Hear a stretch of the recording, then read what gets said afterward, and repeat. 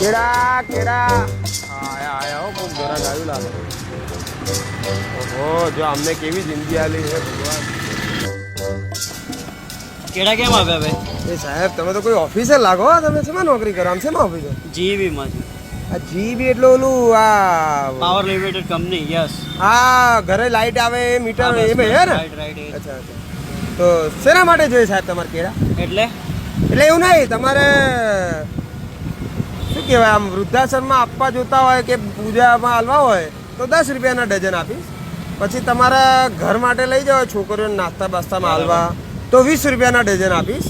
તમારે જો ખાવા જોતા હોય તો 30 રૂપિયા ડઝન આલીશ. અને કે ફરવા જવું હોય તમારે જોતા હોય તો 40 રૂપિયાના ડઝન. બે આ શું મૂર્ખામી છે? કેડા એક જ ના ભાવ કેમ અલગ અલગ?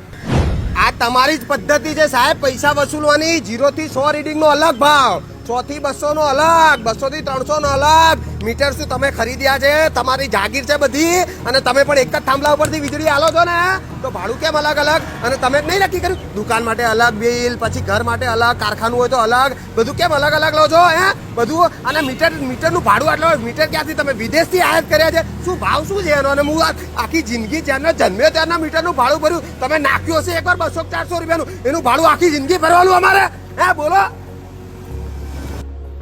અરે લઈ જાઓ કેળા લઈ જાઓ. લો મફત આલુ લો, મફત આલુ લો. અમે નહીં લઈ. અરે ના ના લઈ જાઓ મફત. મારે પૈસા નહીં જોતા.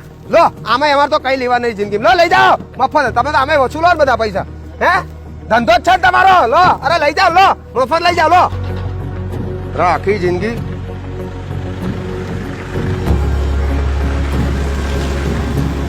બસ આમને અહીંયા ફરી આલ્યું અને અમારે કઈ નહીં. કેળા